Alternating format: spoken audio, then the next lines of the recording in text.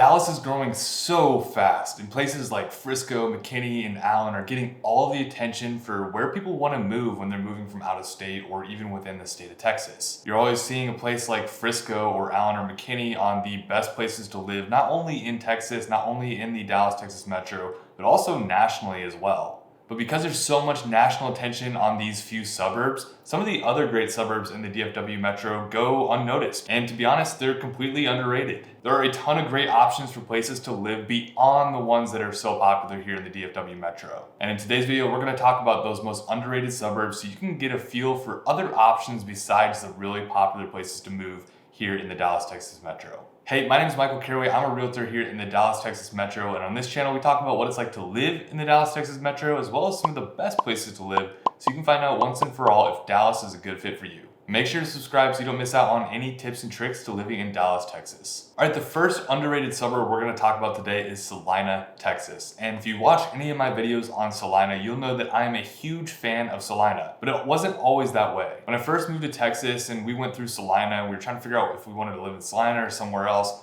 We really wrote Celina off because it just felt like a bunch of farmland and it seemed really remote. But honestly, the more and more that I'm here, the more that I fall in love with Celina. There's so much new construction up in Celina, and the plans that the city has for Celina are unreal, which we're going to talk about a little bit more today. Now, just for context, in 2023, Celina has a rough population of around 40,000 people. But Celina has a lot of ambitious growth ahead of them, and they're projecting the population to eventually be around 300,000 people or more. That's going to make Celina one of the biggest suburbs in the DFW metro. But if you went there right now, you would not get that feel because, again, it's a lot of farmland in some areas, but there's also some really developed areas, and you have downtown Celina, you got a bunch of master plan communities, a lot of great things going on there. Now, Celina's population is growing around a 34.5% increase every single year, and it's increased over 143% since the last census. The average household income in Celina is healthy, right at $145,000. Now, as far as schools go, Celina has a mixed reputation when you're talking to people in the area. Some people say that they're not great schools, others say that they're fantastic schools. But honestly, going straight to the data, we go to greatschools.org and we see what the actual data is.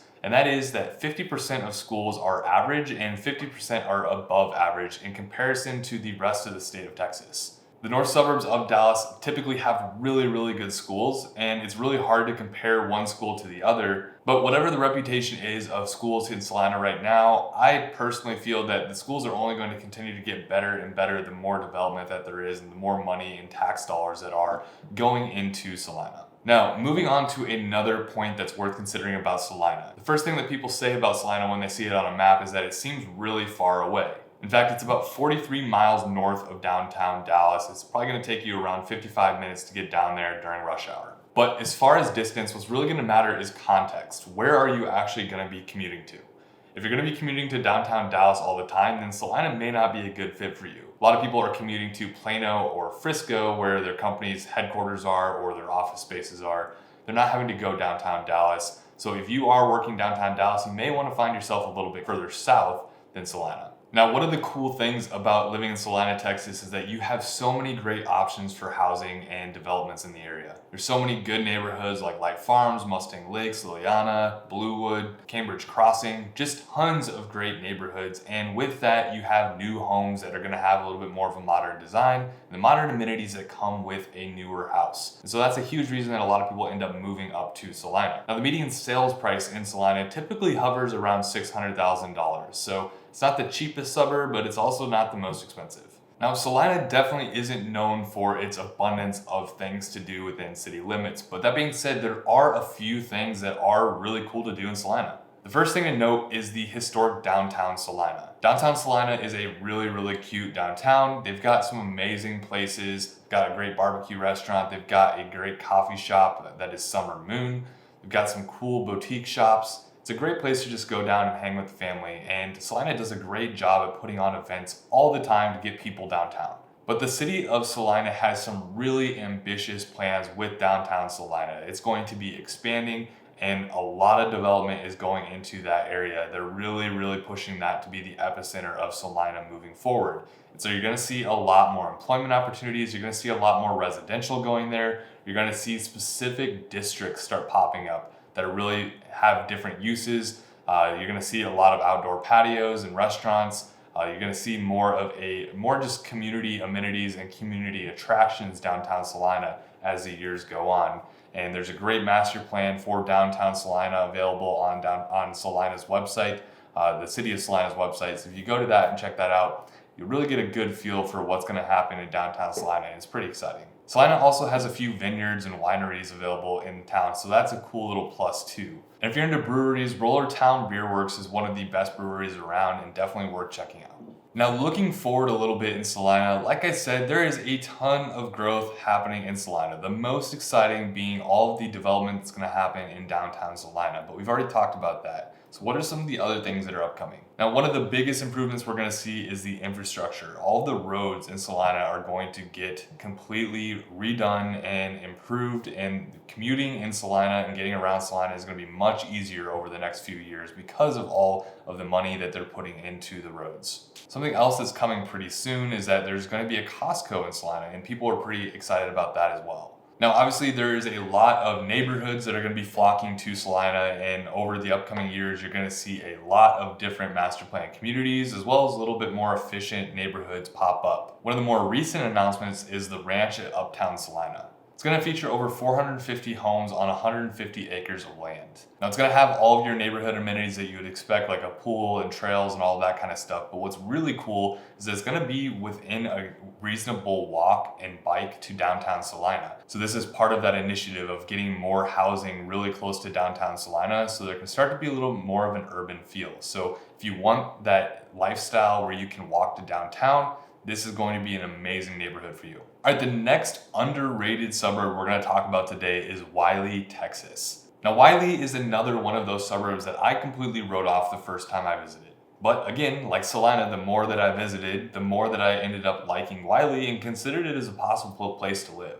Wylie has a 2023 population estimated to be around 62,000 people. They're currently growing at a rate of around 2.5% annually, and its population has increased 7.77% since the last census. So Wylie is definitely on the smaller side, and they're not seeing anywhere near the amount of growth that a place like Celina is. So if you're looking for somewhere that's quieter and not going to see all the development that a place like Celina is over the year, then Wylie could be a really good fit for you. Wylie is very similar to Celina right now in the sense of there's a lot of ruralness, there's a lot of open land, and there's really just not a ton to do in Wylie. But that's kind of why people love it. The median household income is a little bit lower than what is found in Celina, and it comes in around $111,000 per household. Now, moving on to the schools, schools are a huge reason that people move to Wylie, Texas. According to greatschools.org, only 5% of schools ranked average, and the remaining 95% scored above average. That's pretty insane. There is a really, really good emphasis on schools in Wylie,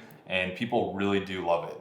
Now, as far as location of Wylie, Texas, you're going to see this as potentially one of the cons. Now, according to Google Maps, it's only going to take you about 37 minutes to get to downtown Dallas, but my experience is going to take a little bit longer than that. You're realistically going to be looking around 50 minutes to an hour to get to downtown Dallas. Theoretically, you're closer to downtown Dallas from Wylie than you are Celina, because Wylie is only around 27 miles away. But the traffic tends to get really bunched up along the way to downtown from Wylie, so the commute ends up being around the same as it would be to Celina to Dallas. Now, moving on to housing in Wylie, a big reason that people decide that they want to move to Wylie is because of the affordability of housing. The median sales price in Wylie typically hovers around $450,000 or so. But that being said, you're typically getting a little bit of an older home in Wylie than you would in a place like Celina.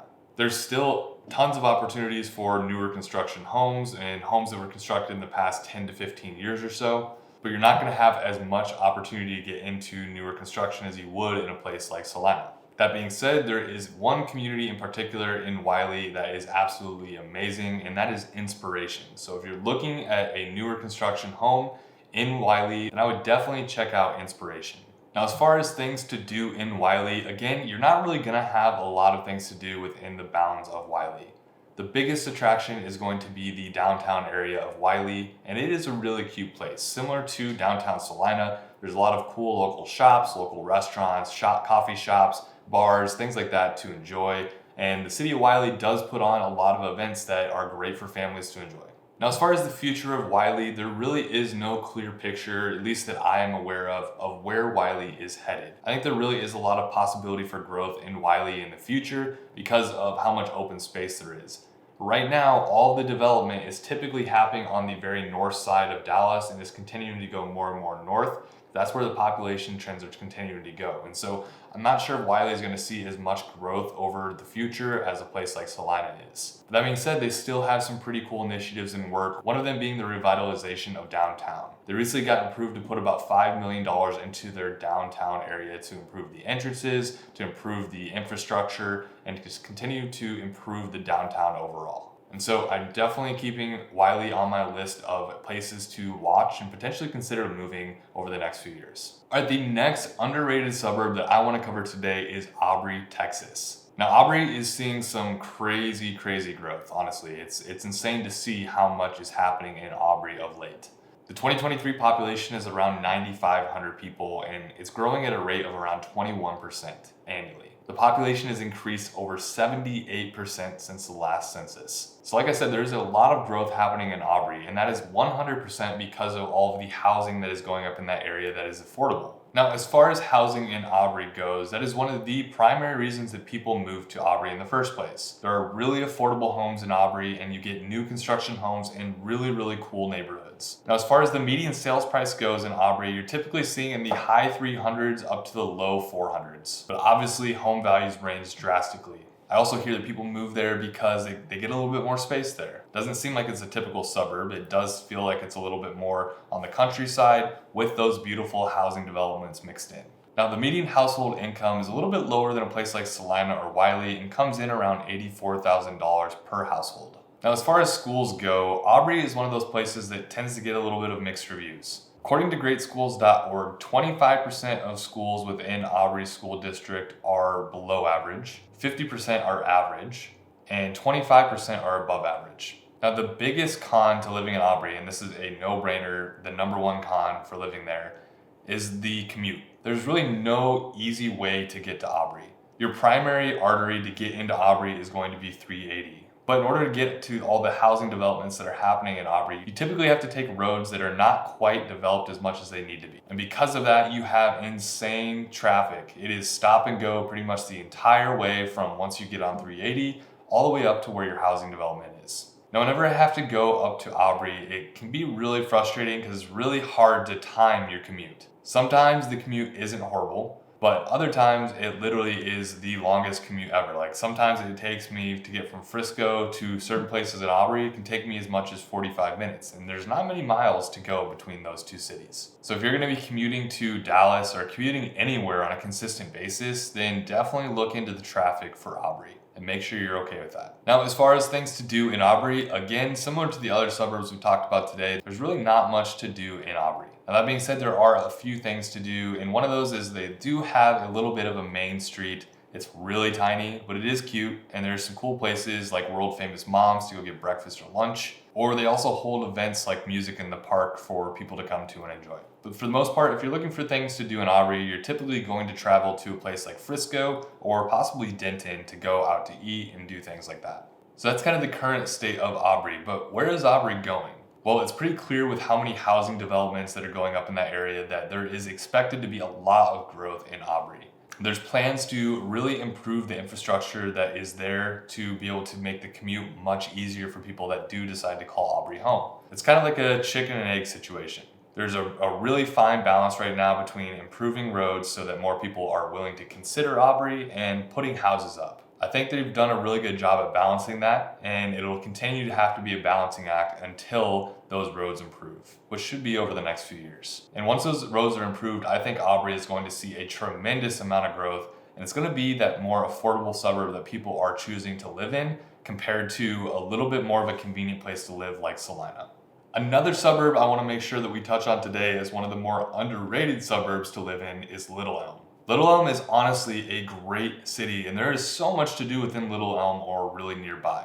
And that's why we've probably seen so much population growth in Little Elm. The population of Little Elm is estimated to be around 60,000 people, and it's growing at a rate of around 8.5% annually. Now, as far as household income goes, the average household income in the Little Elm area is around $111,000 annually per household. Okay, so let's talk about schools. One of the first comments that people make about Little Elm is that the schools are not as good as some of the other suburbs. But there's people I know that live in Little Elm and their kids go to Little Elm ISD and they really enjoy it and they have a really good experience. And so do your own research on Little Elm. But according to greatschools.org, 50% of schools in Little Elm ISD are below average and 50% are average. So definitely just do your own research, talk to families that have kids in Little Elm ISD, and form your own opinion on whether Little Elm would be a good place for your kids to go to school.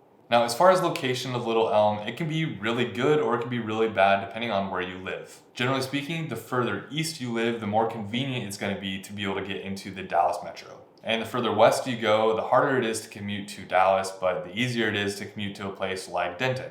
To commute to downtown Dallas, you're looking at around 32 miles, and that's going to take you around 50 minutes to an hour to get there. But if you're going to be officing in a place like Frisco or Plano, then your commute's going to be really easy, and you're realistically looking at 15 to 20 minutes instead.